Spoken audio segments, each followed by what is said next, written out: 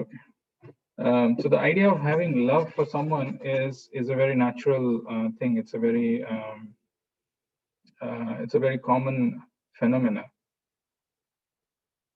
But then the Bhagavatam and our scriptures like Bhagavad Gita tell us to see things in a very different way. So the time that we have together today and tomorrow, we will discuss what exactly is the definition of love. What do we understand by pure love? Is it something which is available in this material world? If it is not, where can we find it? And what happens if we don't have pure love? And what happens if we have pure love? What is the difference? It's a very interesting discussion because most of the materialistic people and the material world runs in one way, and the spiritual direction seems to be something very different. So unless one is little introspective, unless one is little attentive to catch this information which is shared in the scriptures, he may miss it. And to drive this point, I want to talk about something which is mentioned in the Bhagavad Gita 15th chapter. I don't want to quote the verse, you can see it on your own later on. The verse which says is, material world is actually a perverted reflection of spiritual world. What that means is, if there are activities which are happening in spiritual world, what happens in material world is actually a perverted reflection. So the word used there is perverted reflection. Imagine there is a nice tree next to a river, and we see the reflection, the reflection of the tree on the water. The water makes it possible to have the reflection of the tree on the water. And if it is imagine if it is a mango tree laden with ripened mangoes, and if somebody is searching for a ripened mango, looking at the reflection of the ripened mangoes on the water, he will only be disappointed. And this is something very striking, very hard-hitting, very powerful in the scriptures, which say that actually how in this material world, our attempts to become happy are baffled. Not just once, not just twice, but time and again. We look for happiness. Looking for happiness is not wrong, but looking for happiness in this material world has a problem. And we sometimes experience this, we sometimes know this, we sometimes want to control ourselves. We don't want to fall, trapped to this allurement, yet we sometimes become helpless, as if we lack the strength and the conviction and the power to not fall into this trap. That being said, if material world is a perverted reflection of spiritual world, where there is actually love, where there is exchange of true love, and that love satisfies a person completely, the living entity. Whereas the perverted reflection of that, which appears in the form of lust in this material world, which grossly manifests in the form of attraction between opposite sex, is something which binds us in this material world. How do we understand this? How do we know this? And how do we realize that what I'm trying to say from the scriptures is right or wrong? How do I get convinced about it? Now, to understand this, let us go to Bhagavad Gita. Some of these verses in Bhagavad Gita are so instructive that even if we just meditate on one such single instruction, one such word, it can actually change our lives. It can transform us completely. There is one such verse in Bhagavad Gita which comes in the third chapter. Third chapter, 39th verse. Actually, the third chapter towards the end, Krishna talks about the entire anatomy of lust, how it originates, and what it does to a person, and how a person who is overpowered by lust becomes completely helpless, lacks the discrimination power, and becomes a victim of his own actions. So to understand this, let's take one verse from Bhagavad Gita. This verse is, remember this picture. This picture is something which we will use throughout our the session that we are having today and tomorrow. This picture is something which is a reminder of our state of existence, reminder of our inner state, which is burning. Anything which is burning is, it cannot be satisfying. It cannot give us, enjoyment or bliss or pleasure. It is burning within.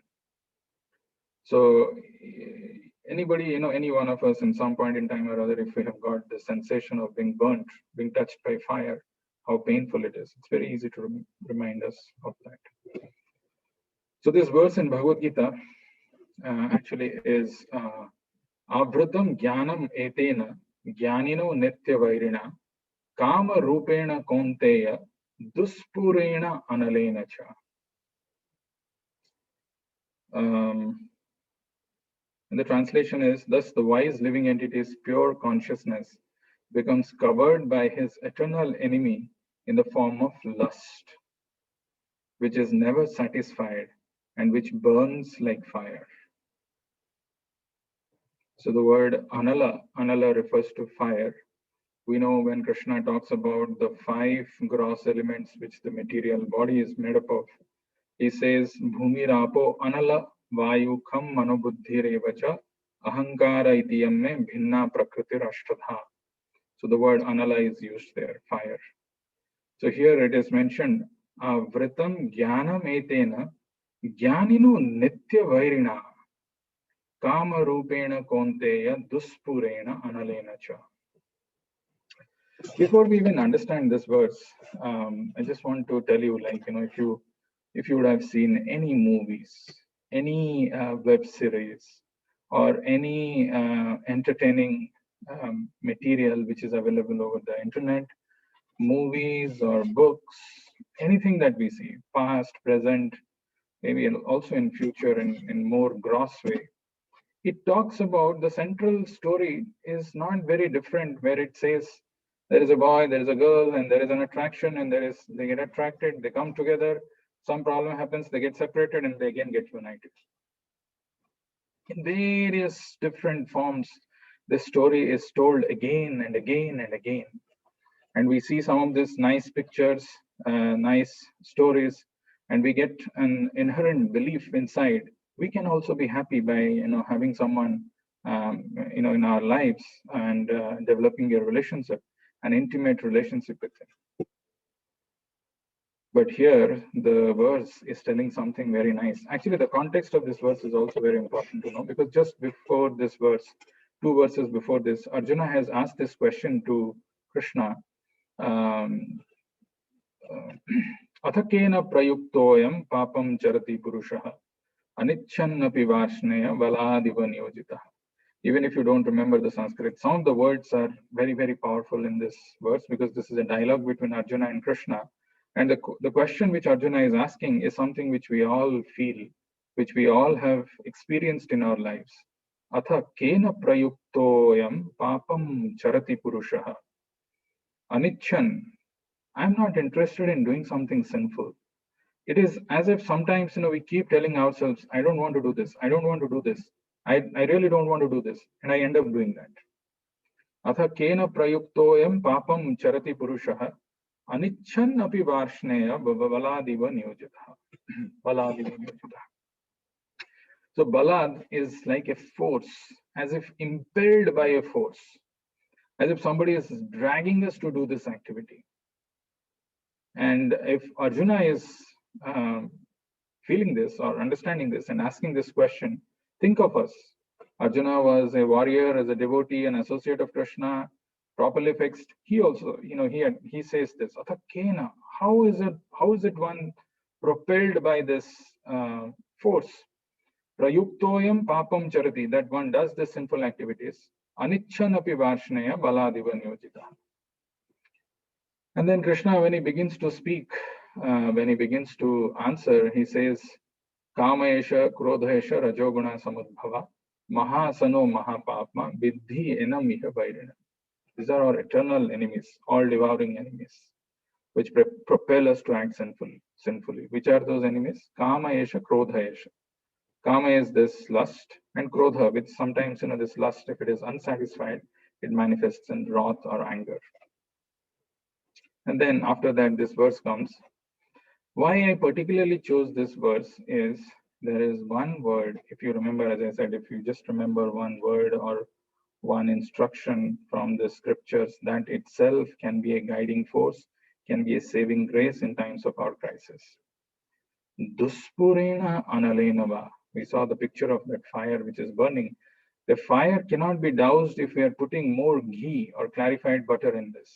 Momentarily, it may get extinguished, but again, it comes back with double intensity. It increases more. Similarly, when we go after this material lust, the more we try to satisfy, the more it burns. That is why Krishna is telling it is never satisfied. And the word used here is duspurena. Duspurena. This is the symptom of the characteristic of material love. It is never ever satisfied. There is constant hankering. Purena means becoming complete, becoming satisfied. But duspurena means it is never satisfied. Duspurena analenacha.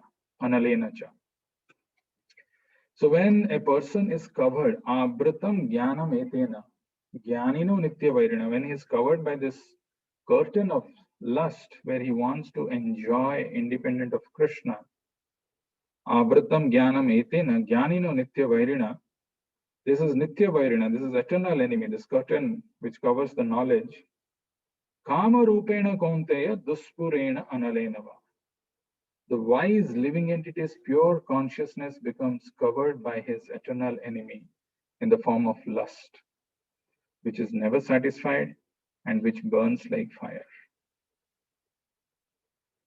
And a very, very, very wonderful purport of this, which Prabhupada says, it's a very small purport, but very instructive, where Prabhupada is saying that it is said in the Manusmriti that lust cannot be satisfied by any amount of sense enjoyment.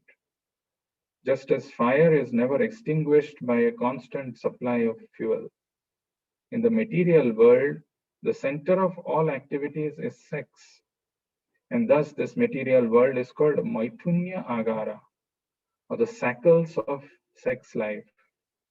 In the ordinary prison house, criminals are kept within bars.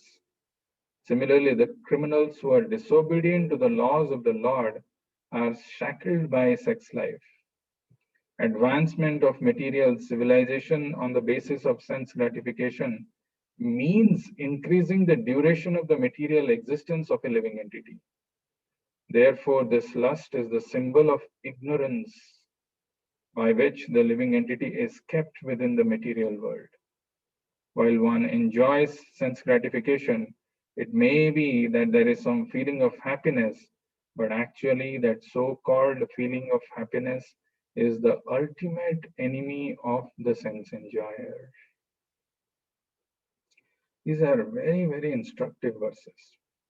These are facts which we need to understand and realize, because it is not that any one of us is exempt from this lust.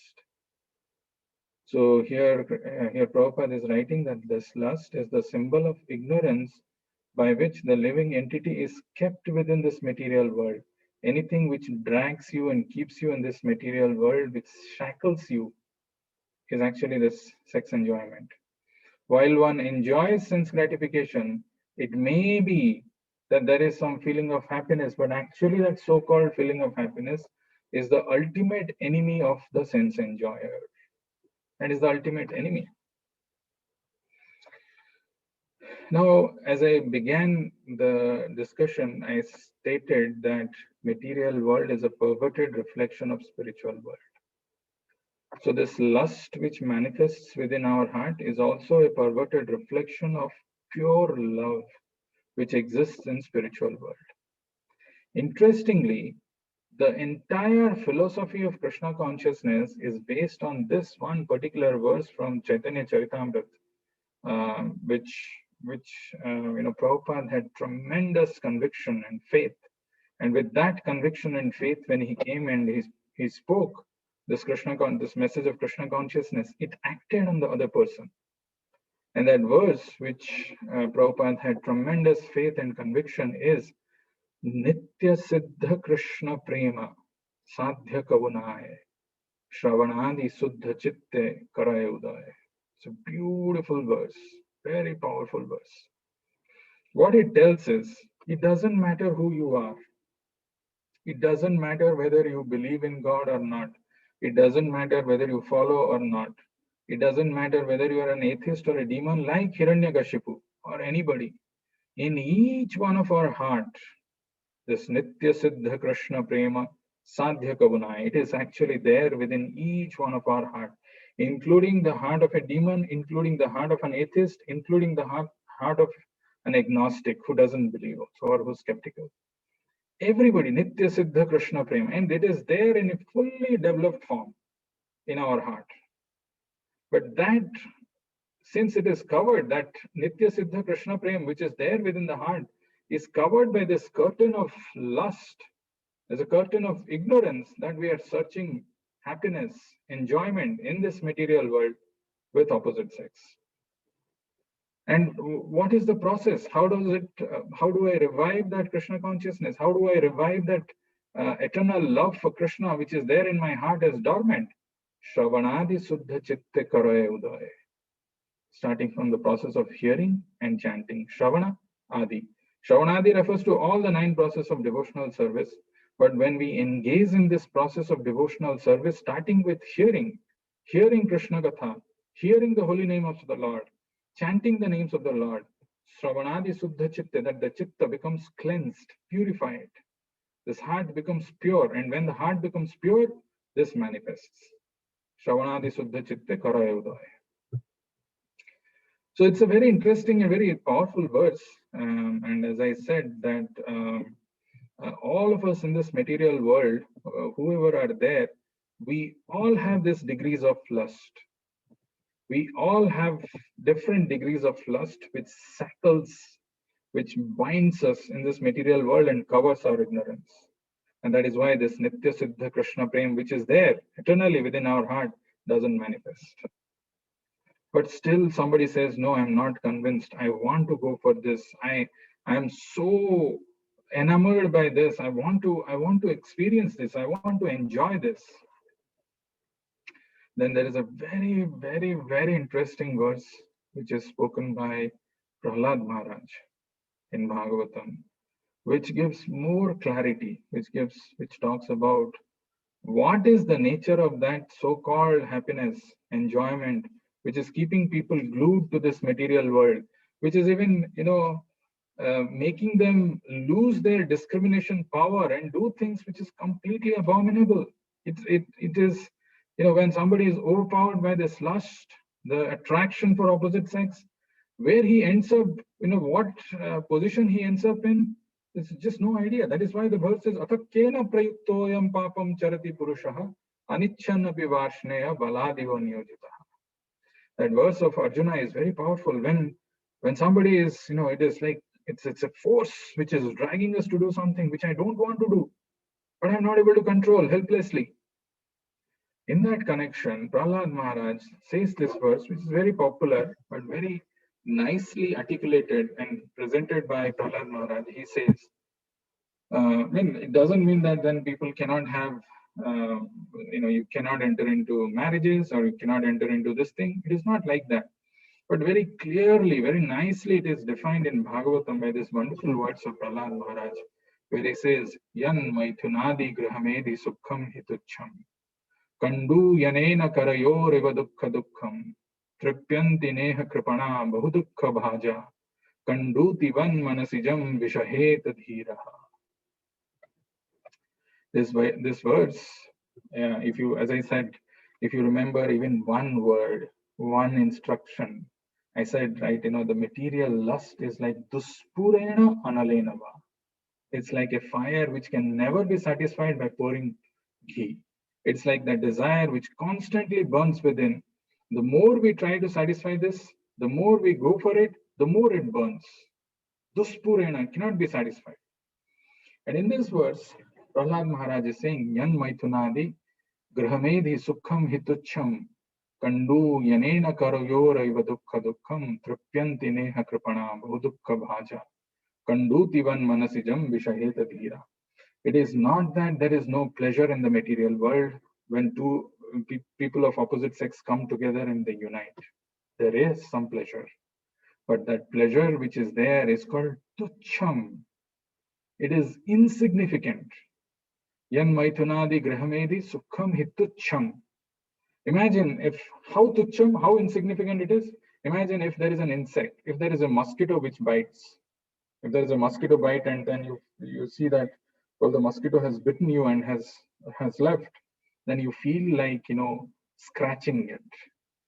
So the moment you scratch there, the moment you do this, there is an itching and you scratch it, you feel some happiness, you feel some pleasure. But the more you scratch, the more you scratch the itch, it becomes very painful.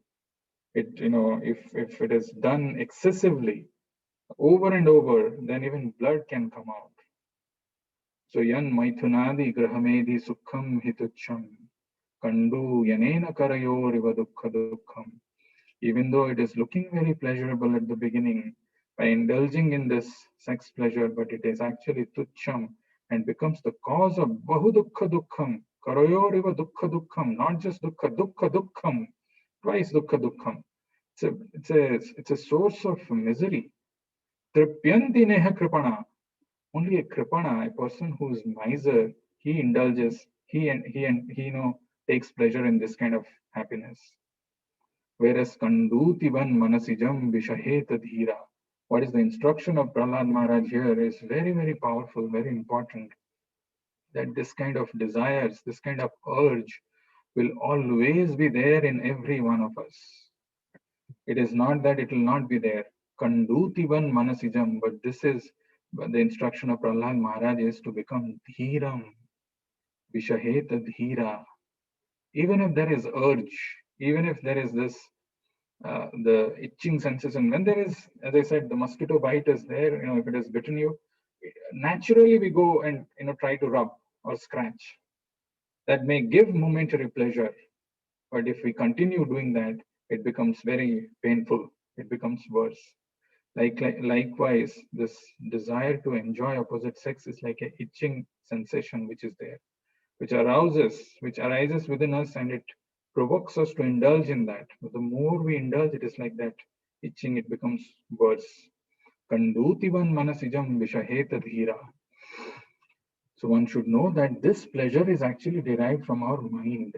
Kandutivan manasijam vishaheta dhira. So when this sensation comes, one should become dhira. One should learn to tolerate. Actually, the word tolerance in the material world, in the material parlance, is used in a very it's not used in a very positive way. It means, what can I do? You are like that. My position is like this. I have no choice. I have to tolerate. But the word tolerance in the spiritual parlance has a very powerful meaning. It is not so negative. At various places, Krishna uses this.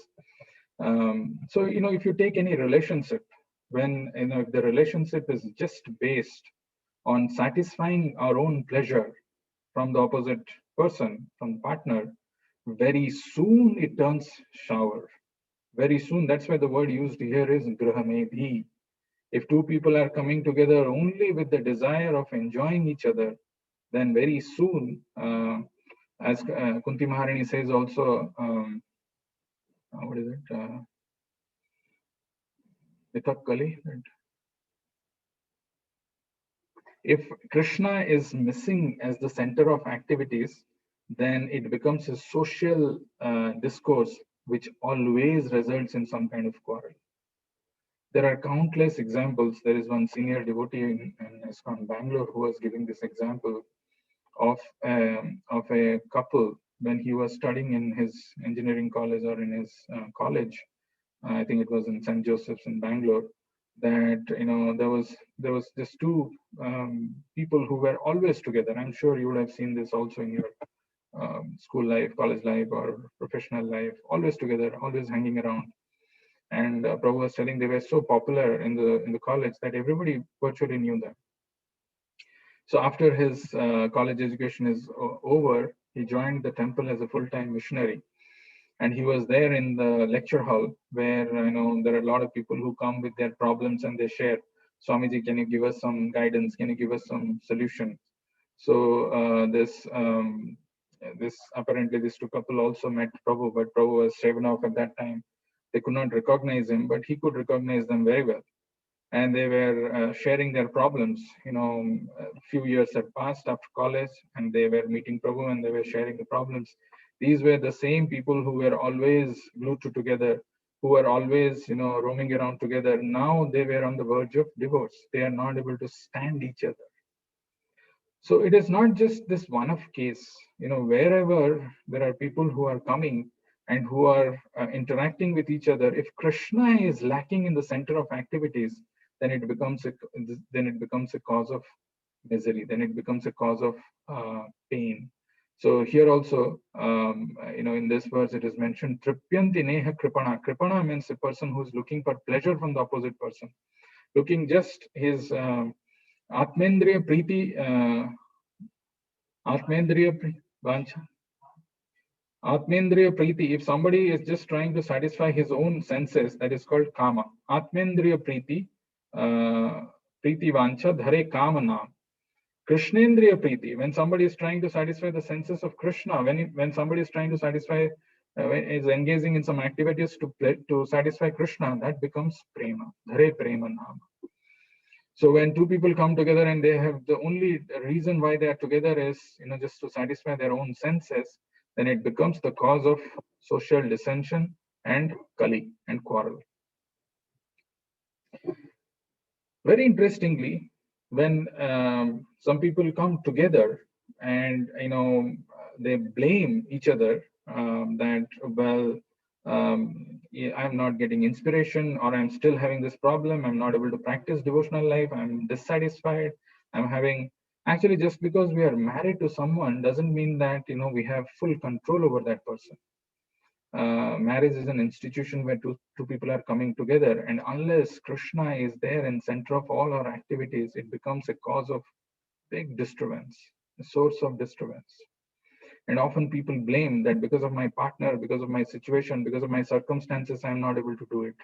But as I mentioned in the beginning, the words which Prabhupada had firm conviction, Nitya Siddha Krishna Prema Sadhya Kabunai, Shravanadi Suddha Chitte Karayudai. Okay, your partner is not supportive, is not favorable, or the circumstances is not favorable, but what is preventing you in chanting, or what is preventing you in increasing your hearing and chanting?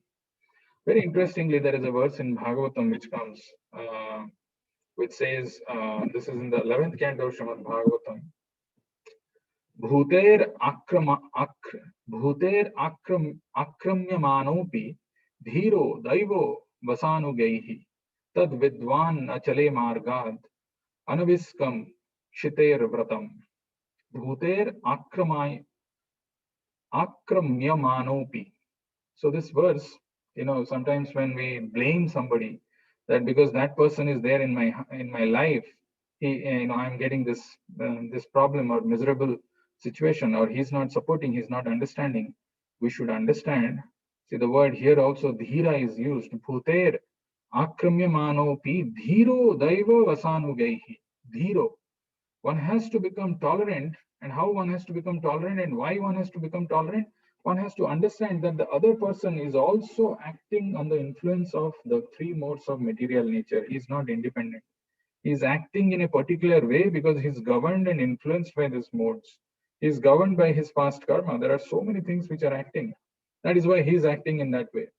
So instead of blaming someone, Bhute akramyamanopi dhiro daiva vasanugaihi, that everybody is acting daiva. There is a divine laws which are acting, and because of that, a person is acting in a particular way, is speaking in a particular way, is reacting in a particular way. Instead of becoming bewildered by that, instead of becoming disturbed by that, one should become dhira. Huder akramyamanopi dhiro daiva vasanugaihi. Vasa is under the control of so many other things, factors, that person is acting. One should remember, one should be reminded of that. Well, this person is not in his own control. He's just talking something out of his own, he's just uncontrolled. Because he's acted by the modes, he's acted by his past karma, and he's acting in that way. One should become dhira, and one should always see how I can increase my HNC, hearing and chanting, because that is the way. Shravanadi Suddha Chitta Karaya Udaya. That's the way the Suddha Chitta. Chitta can become Suddha and Karaya Udaya. Then it can arise in our heart. Otherwise, this material world, going after this sense gratification, can never ever satisfy us. A sober person, even when harassed by other living beings, should understand that his aggressors are acting helplessly under the control of God, and thus he should never be distracted from progress on his own path. This rule I have learned from the earth. Now, having spoken about all this various interesting instructions, I want to give you one example from Bhagavatam. It's a very classic and graphic example. Of course, Bhagavatam is filled with examples. There is not just one, so many examples which talks about what is this varieties of lust that one becomes overpowered with, and how one can come back to one's sanity. So this example in Bhagavatam that I'm going to talk about is actually a very powerful king by name Pururava. So this king Pururava is described in Bhagavatam in two different places, in the 9th canto and as well as in the 11th canto. He was a great, powerful, glorious king, very virtuous, devoted, and his glories were unlimited. It is mentioned in Bhagavatam, it was as if he was ruling the entire universe at that point in time. And this Pururava, who was ruling this material universe, his glories were spoken by Narada Muni to the celestial living beings, including King Indra, who was busy seeing some dancing by the heavenly women. And they, when he was seeing and he was enjoying that, Narada Muni appears and he describes the glories of Pururava. Among the celestial women, there was one very beautiful maiden by name Urvashri. Urvashri just heard the glories of Pururava.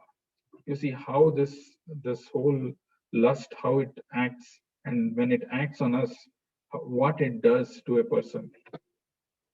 So Urvashi heard this wonderful glories of Pururava.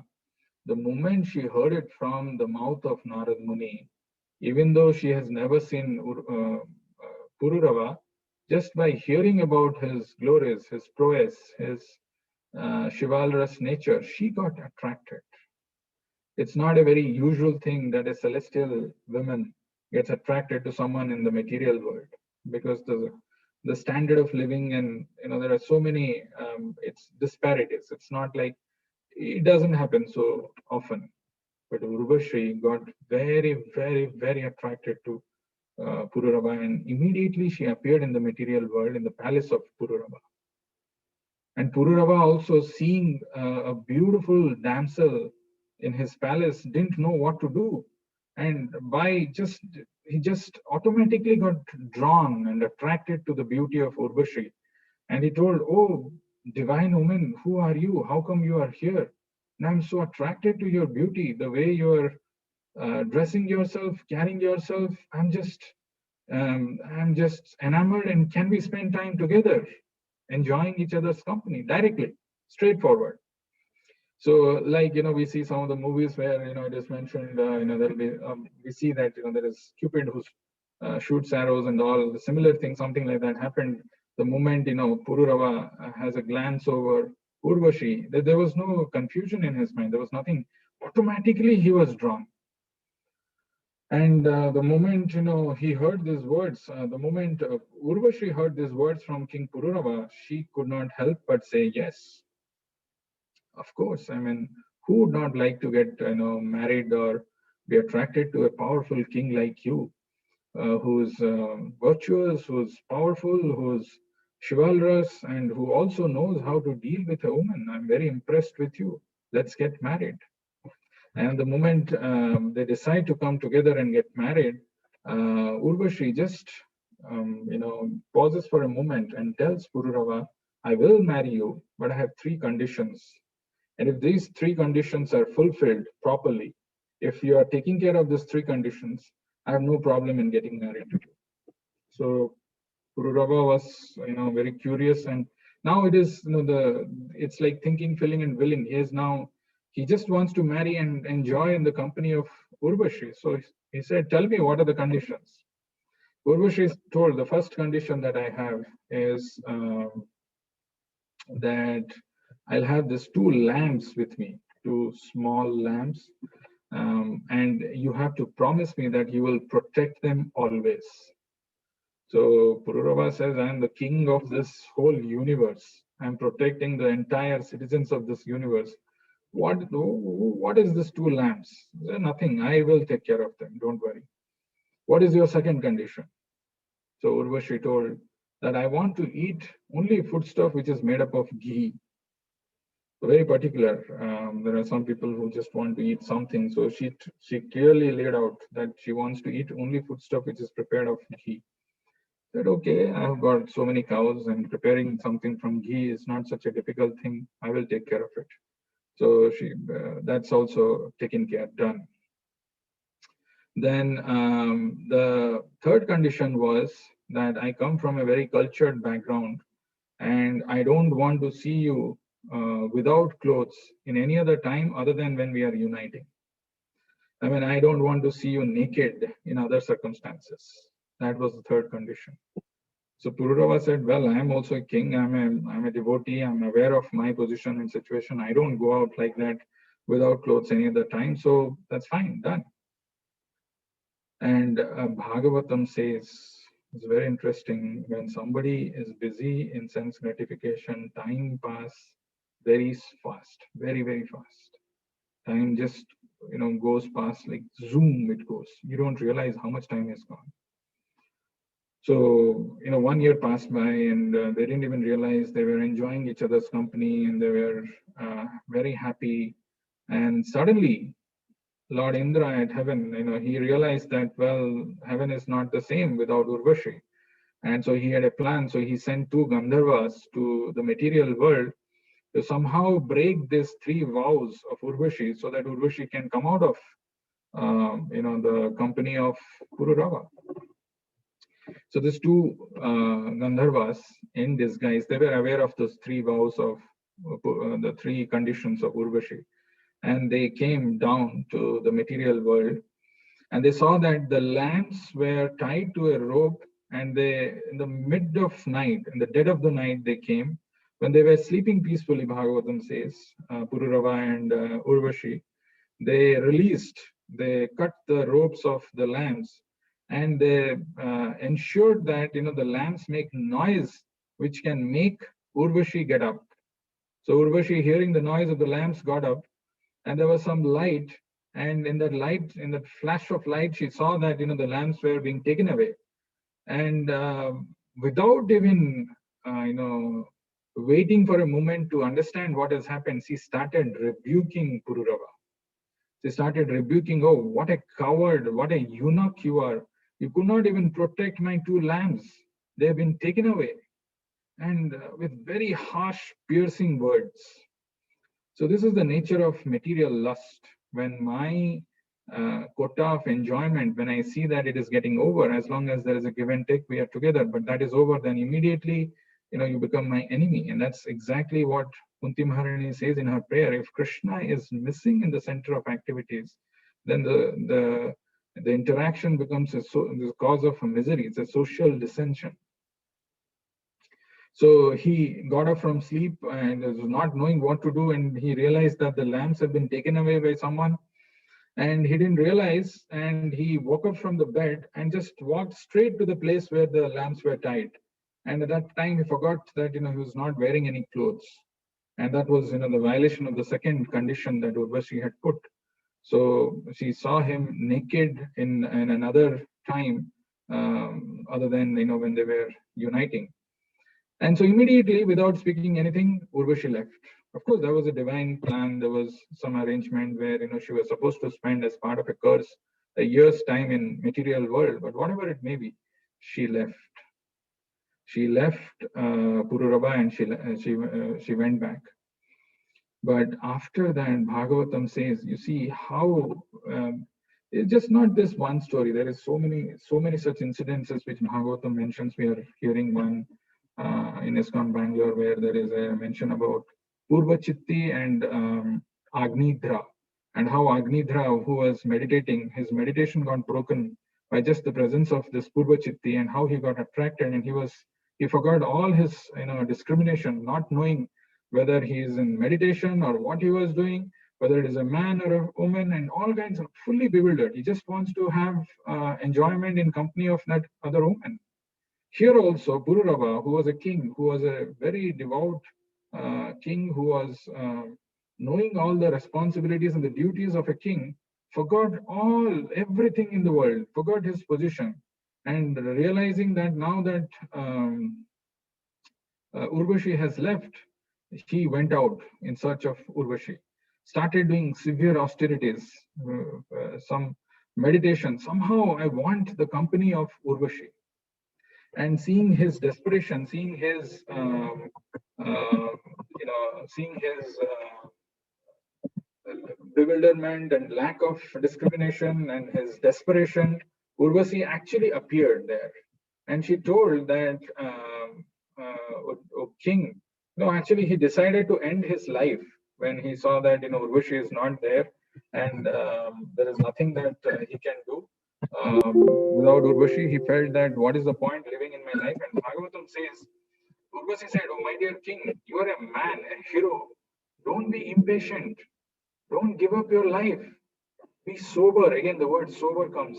And don't allow the senses to overcome you like foxes. Don't let the foxes eat you. In other words, you should not be controlled by your senses. Rather, you should know that the heart of a man or a woman is like that of a fox. There is no use making friendship with the opposite sex for just sense gratification. Very wise words spoken by Urvashi. Then don't just get overpowered by your senses. Remember, they're like foxes who eat you. Don't let the foxes eat you. Don't become impatient and give up your life. Be sober and don't allow the senses to overcome you like foxes. But Pururava was so impatient, and so there was nothing else in his mind. He was just overpowered by this desire of enjoying Urvashi. And so they come to some kind of an agreement where, he will get the company of Urvashi once a year. That means 364 days he will not be there with Urvashi, but one day they will come together. And this arrangement also continued for many, many years, Bhagavatam says. 364 days he'll be eagerly waiting, hankering, when I will have this association with Urvashi, when will that day come? And then after that day is over, again he will eagerly wait and hanker for it. So like that, some many, many years passed by. After this, so many years have passed by. And then when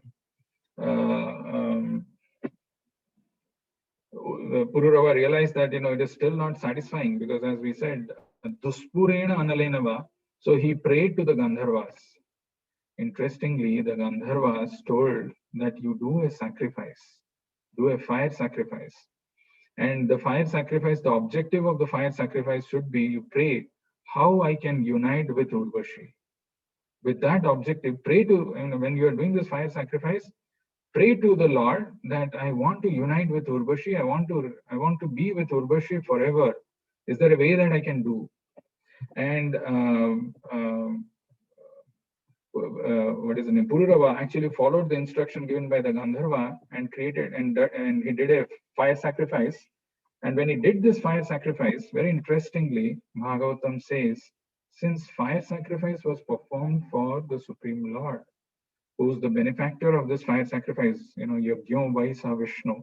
So this fire sacrifice, since it was performed for Vishnu, the material desires inside him got purified.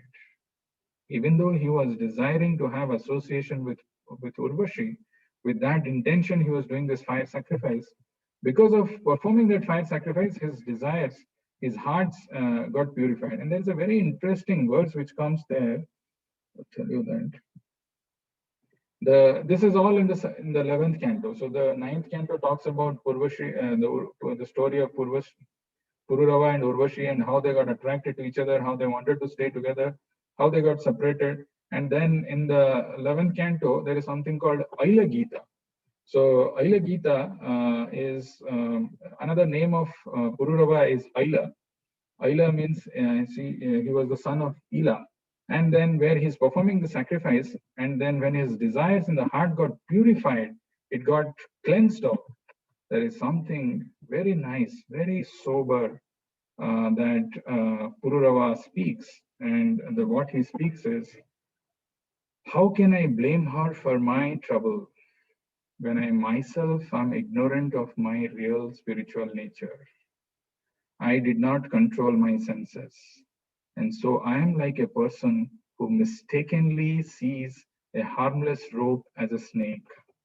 What I'll do is, I'll share this particular portion. You can have a look at it and you can repeat after me because this is very, very powerful thing.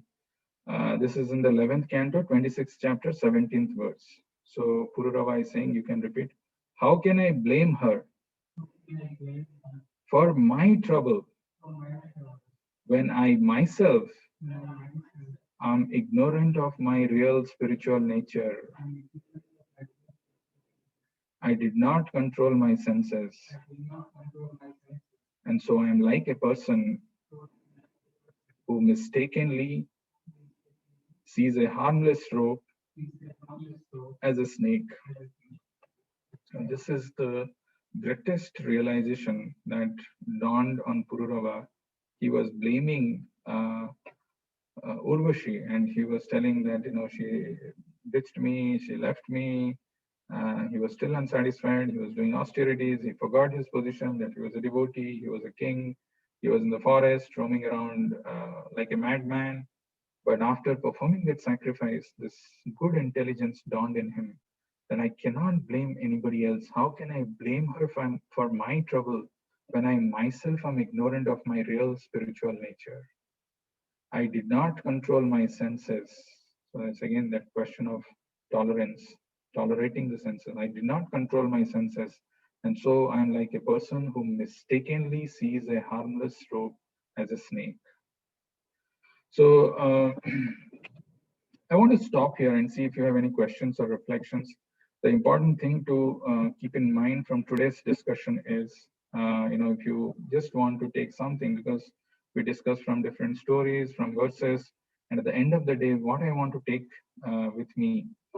Then I spoke about this very powerful verse from Bhagavad Gita, 3rd chapter, 39th verse, where it is mentioned, Duspurena Analenava. So Duspurena Analena, Purena means becoming satisfied or complete. But Duspurena Analenava, when we are going for this material lust, the more we try to satisfy, the more it burns like a fire. It is never satisfied. Duspurena Analenava.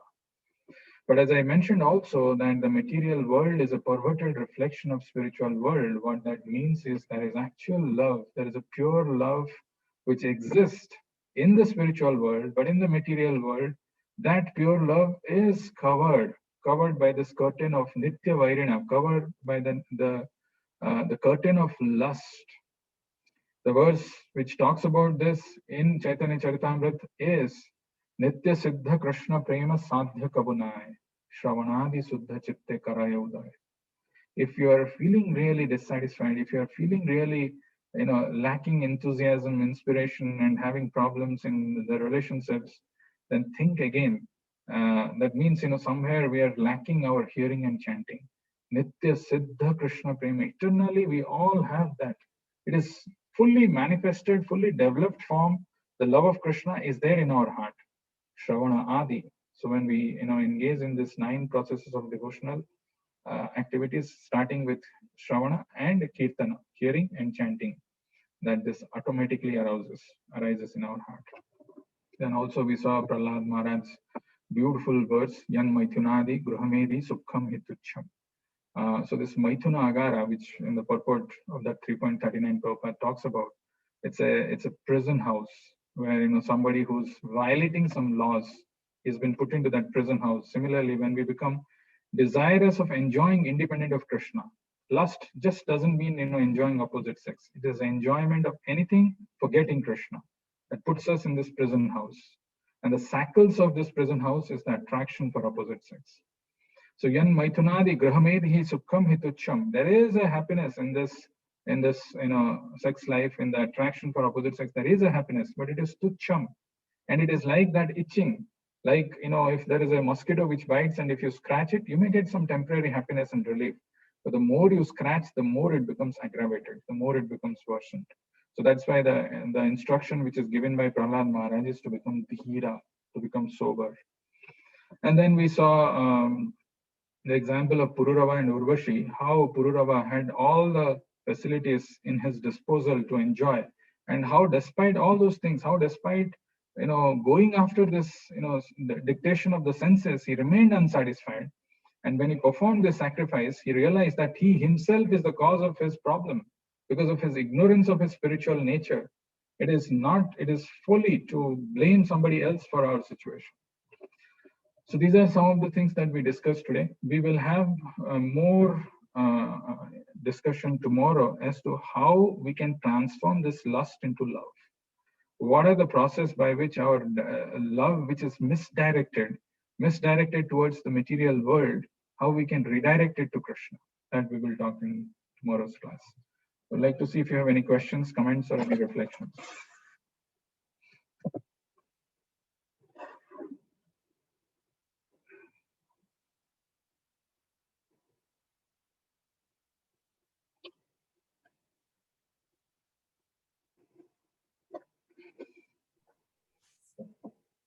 Hare Krishna, Prabhuji. Today's class is very, very powerful. Today's class is very, very powerful, Prabhuji, because we are always trying to control the senses without Krishna. So this is impossible, just impossible. We cannot do anything without Krishna. Yeah, I mean, you're right. But the important thing to keep in mind is how does this transformation, when one of the clues of, how do we get a taste or how do we get a facility for hearing and chanting? Where does it come? Unless we associate with devotees. Unless we, that becomes the changing factor, the game changer. When somebody associates with devotees, that he gets an opportunity to hear and chant, that he gets an opportunity to hear the glories of Krishna, that he becomes purified, that he becomes cleansed within. Without devotees association, even to come out of this cycles of this prison life, is that desire itself will not come. Yes, Prabhu. And one more thing, Prabhu, I have experienced that if I am doing attentive chanting, that is the very powerful to control the senses. Absolutely, This no is doubt very, about very it. powerful. Yes, Prabhu. So some of the things which are given by Srila Prabhupada are really powerful. People who do not know, that is one thing, but people who know it but yet don't use it is more unfortunate. So having known the power of chanting Hare Krishna, it is extremely powerful. But as you rightly said, the important factor is to hear the holy names properly. Allow the holy names to enter through our ear holes. Then the cleansing process can happen. Prabhu, I have a question. Yes, Mataji. Yeah. So I just want to know that a mother's love for her child in the material world, how will that be classified into? Like, since it's in a material world, how to classify it? Yeah, that's a good question. So sometimes we take some extreme positions. If we are not loving Krishna, then everything else is lust. But it is not so. A family is a place where 3 or 4 living entities or whoever the family members are coming together where they can help each other to advance in their spiritual life. Actually, there is an example of Bhaktivinoda Thakur, which Prabhupada quotes many times, who was a Grahastha, who was working as a magistrate, and he had some more than 10 children.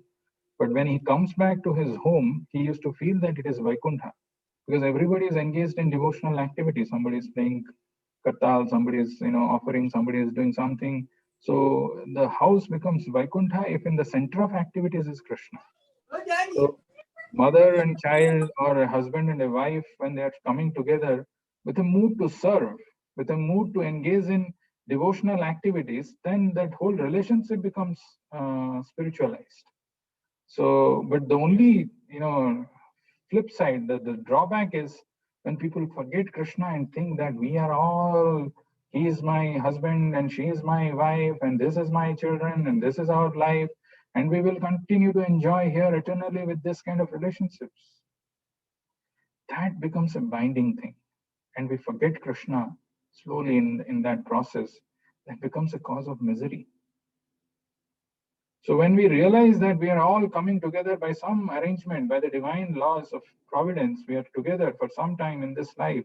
As a mother, I have a responsibility to give Krishna consciousness to my children, or to my husband if he's not so Krishna conscious, and be patient and see how they can take it up.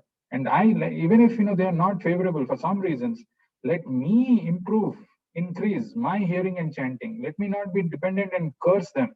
Let me tolerate them because of the situation that I'm put in, because of my past karma, because so many factors are not in our control, which we don't know. So instead of blaming and cursing and not doing anything, whatever situation I am in, whatever position I am in, let me improve my own, hearing and chanting. In that way, my Krishna prema arises, it awakens in my heart.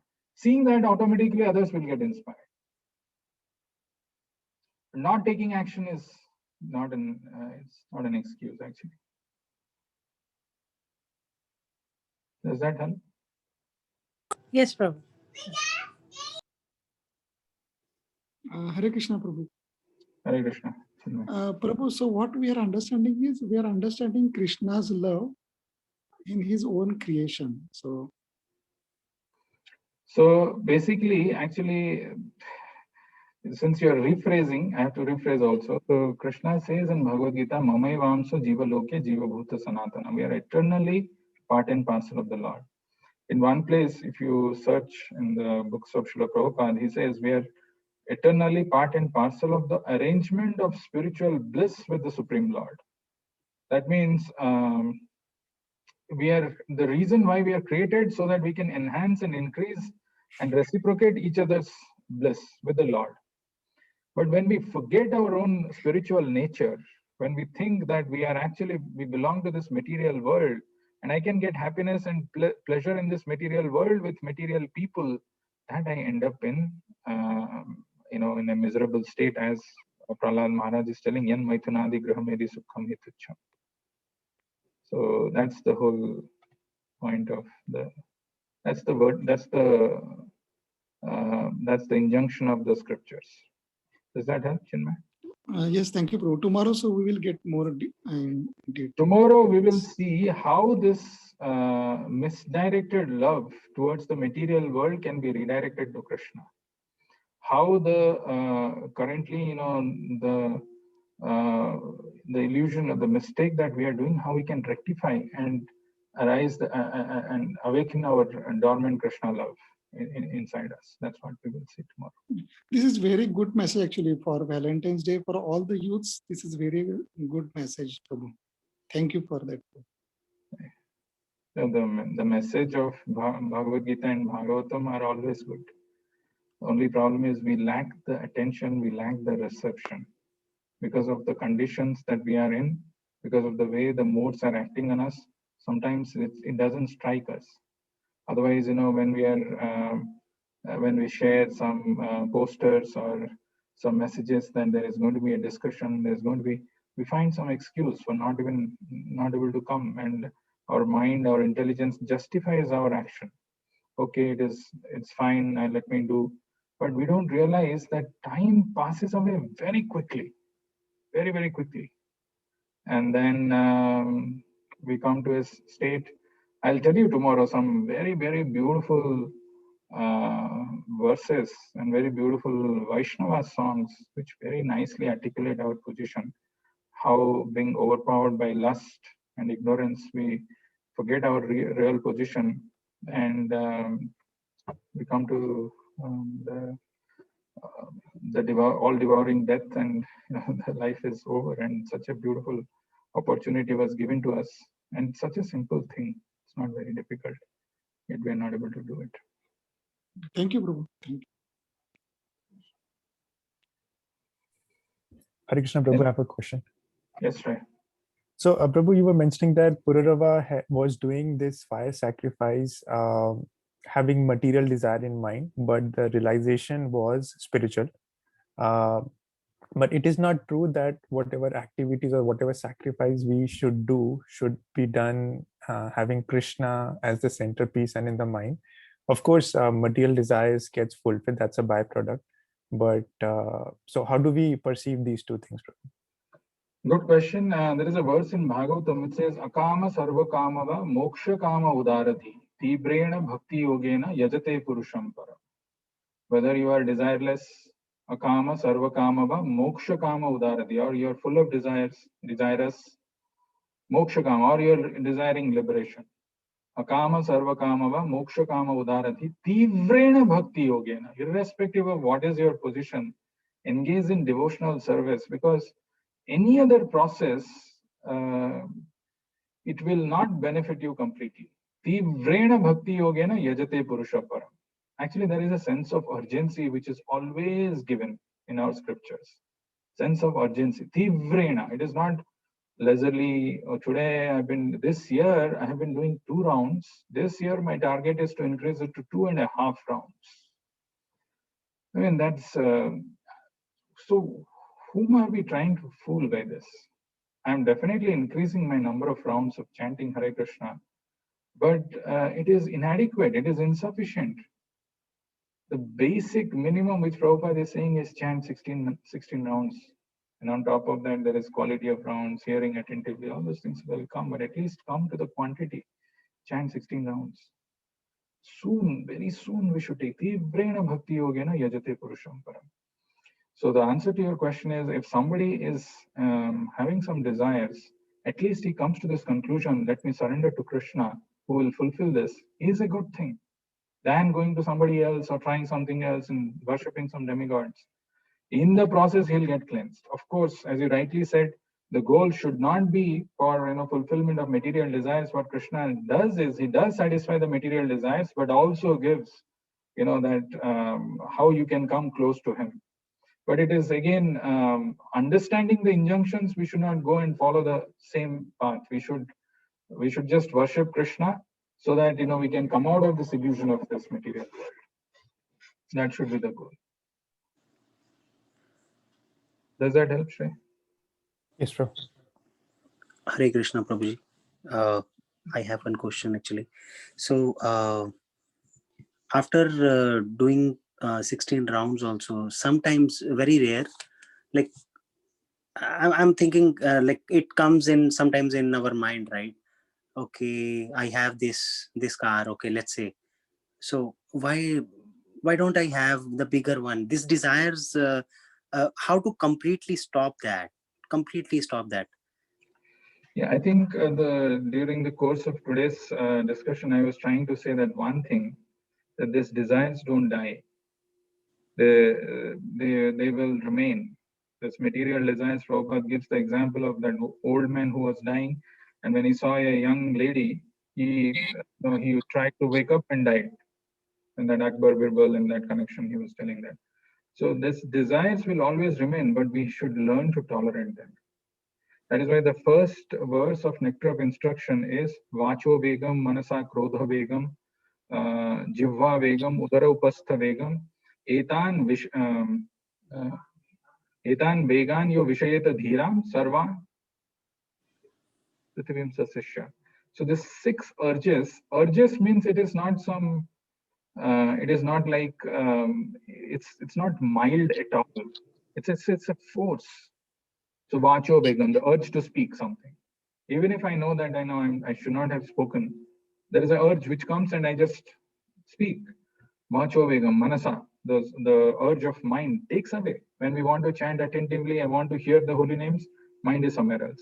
Krodha vegam, krodha is another big force, anger, it comes, burns everything. Vacho vegam, manasa, krodha vegam, jivva vegam, the urge of tongue wants to eat only palatable thing and talk only material thing, gossip. Jivva vegam, udara upastha vegam, the urge of the belly and the genitals. The 6 urges, if somebody learns to tolerate, etan vegan yo vishaheta dhira, is able to control these vegas, he becomes dhira. So these urges will remain. We have to learn to tolerate them first. Second, once we develop a higher taste, these things will automatically go. Like the example which Prabhupada quotes many times of Yamunacharya, where he says, Yadavadhi mama mana Krishna,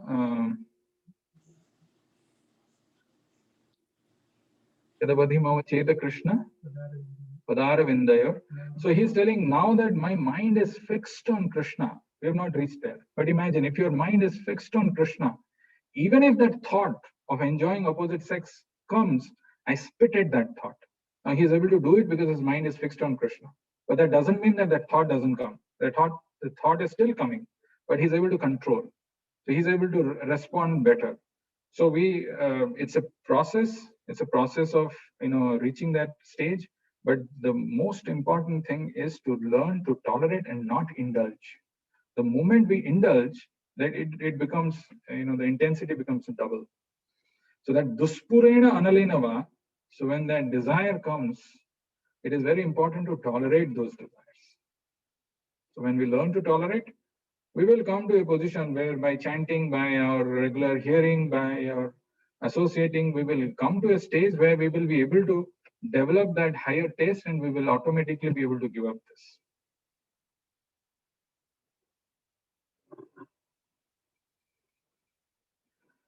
Any other question?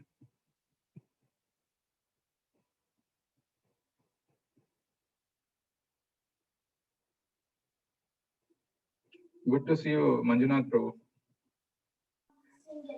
Namaste. Background. My daughter is keep on changing. I don't know how to change that. Okay, nice. So that is a virtual background which you can change. Okay. Thank you all for joining, and tomorrow we will have the second part. Before we close, I want to share one small video and then we will stop. Give me just 1 minute.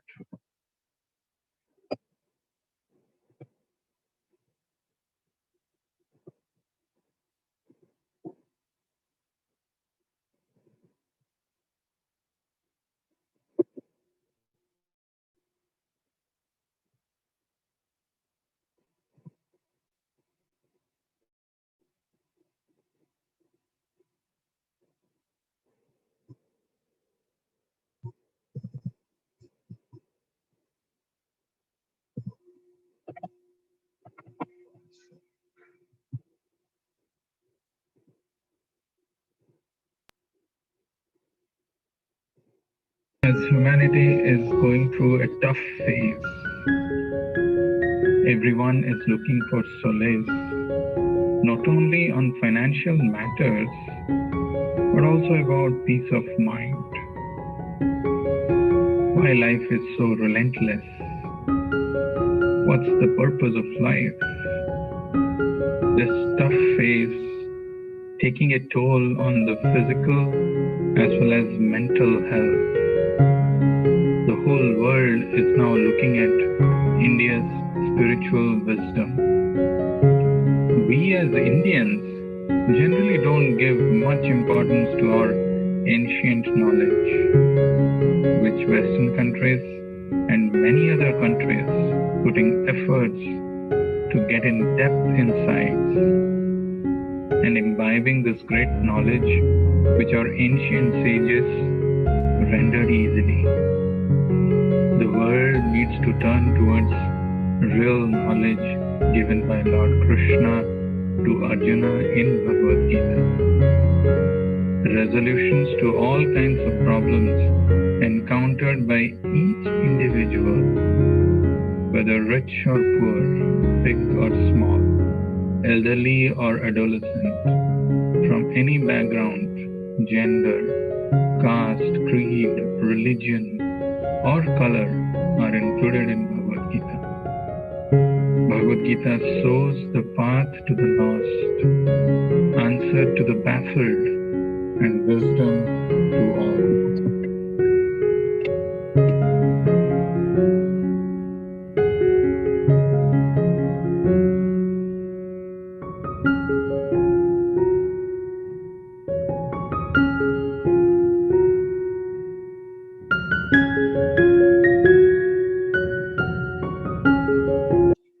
So we're doing a Bhagavad Gita overview in 3 hours on 6th of March, 9 o'clock Eastern Time.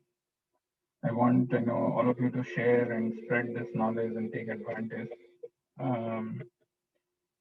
See, even to have, we had a 21 days Gita Yajna, and to have people attend this regularly, we all have our own, obligations and distractions. It's very difficult to get people.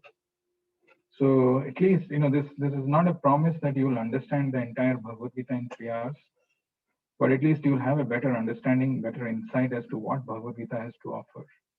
And how each one of us, even though our problem seems to be unique, and we think that, nobody else's problems matches my position or my life's problems, we have a solution in Bhagavad Gita. How it is so relevant and universal to each one of us in our lives. So don't miss this opportunity. Join us on Saturday, 6th March, and share this with others so that others also can take advantage. Because this one book, if we, make as our life companion and, use this in our journey of life, we will be immensely benefited. So the more we try to churn, the more we try to hear, the more we try to understand, the more we try to assimilate Bhagavad Gita, the better our life becomes. So the process of registration, it is actually mentioned in our website. If you go to hmboston.org, you can see how to register so that you get the link and can join for this. Of course, okay, yes, Prabhu has put it in the chat. You can see the link and register yourself, share it with others, share it with people so that they also get benefited from this knowledge. This is just the first of the series that we are planning to do in the month of March, and then followed by this session on Bhagavad Gita. There is a session which is planned on Srila Prabhupada, glorious Srila Prabhupada. Actually, we all come in the Gaudiya Vaishnava Parampara, and we are trying to perfect our life by following the instructions of Srila Prabhupada. But actually, we know very little about him, his contribution, his compassion, and his whole, the way he conducted himself. What is his mission? And these 3 sessions will help us understand Srila Prabhupada more and what we are trying to do in our lives by following his instructions, how it is so relevant and how we can follow it meaningfully. That's what we are planning to do in the 3 sessions on Srila Prabhupada. So this is going to be on 6th March. 13th, 20th, and 27th are on Srila Prabhupada. The timings are different. This is 9 o'clock in the morning Eastern Time on Saturdays. So do join for these sessions, take advantage of these sessions. And so as we we have announced in the beginning, this year's theme is Journey of Self-Discovery. Let's understand who we are first. If we really want to be happy, that we comes before becoming happy. So the journey of self-discovery is a process of unraveling our true self through the help of the scriptural injunction. So join us and share this. That we will stop here. Any question anybody has with respect to this?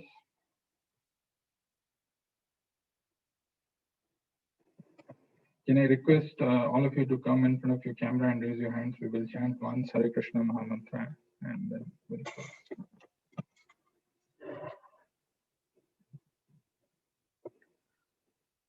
Hare Krishna, Hare Krishna, Krishna Krishna, Hare Hare, Krishna Hare Hare, Hare Rama, Hare Rama, Rama Rama, Hare Hare.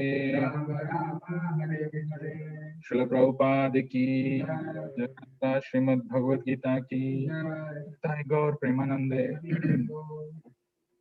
Thank you all for joining. Hare Krishna. Hare Krishna. I'll see you all tomorrow. Hare Krishna. Hare Krishna. Ritve. Hare Bol. Hari Bol.